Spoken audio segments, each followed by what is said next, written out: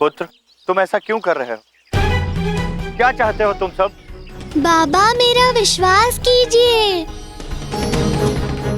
मैंने कुछ नहीं किया। मैं तो... अच्छा, तुमने कुछ नहीं किया? नंदराज, मैं बताता हूँ कि तुम्हारे पुत्रों ने कितना समय व्यर्थ किया है मेरा।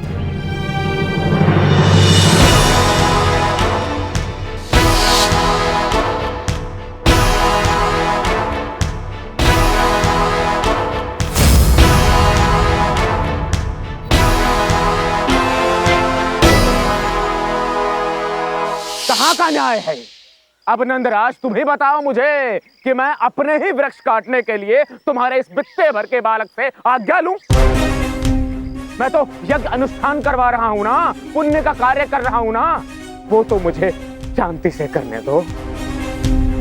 काका, पूजा हवन तो ठीक है, किंतु इसके लिए आप जो कर्म कर रहे हैं वो पाप है। कान्हा, धनपति एक धार्मिक संचालन कर रहे हैं। तुम सबको इनके कार्यों में बाधा नहीं डालनी चाहिए।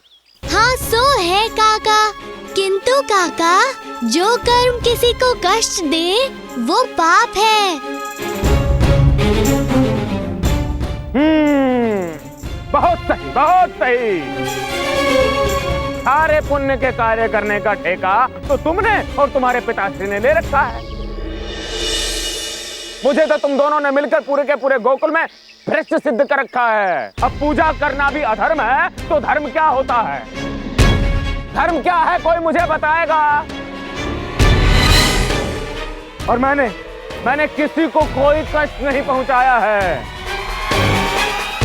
उल्टा तुमने ही मुझे कष्ट पहुंचाया है मेरे यज्ञ में विघ्न डालकर।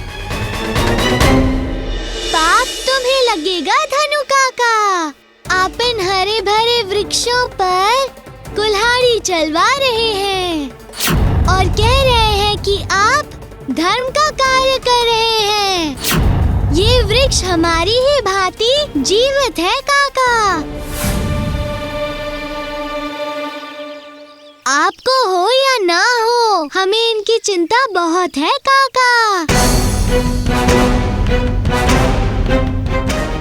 हम बच्चे इन वृक्षों की छांव में खेलते हैं, हम इनका साथ नहीं छोड़ेंगे। कान्हा ठीक कह रहे हैं, हम यहाँ से नहीं जाएंगे।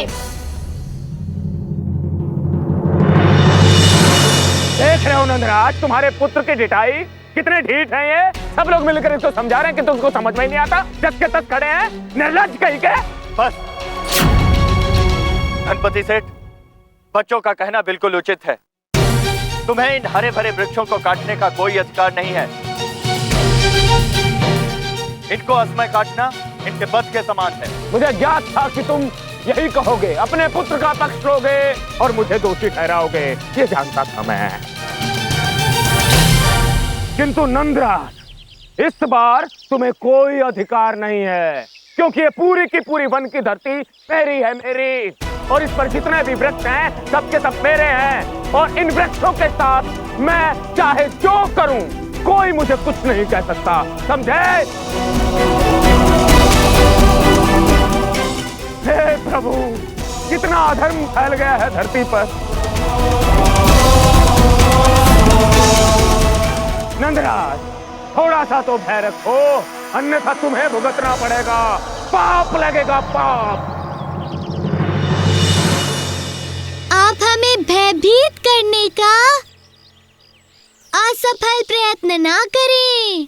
काका, भय को तो भगाना है, क्योंकि भय कभी अच्छा नहीं होता, चाहे वो धर्म का ही क्यों ना हो।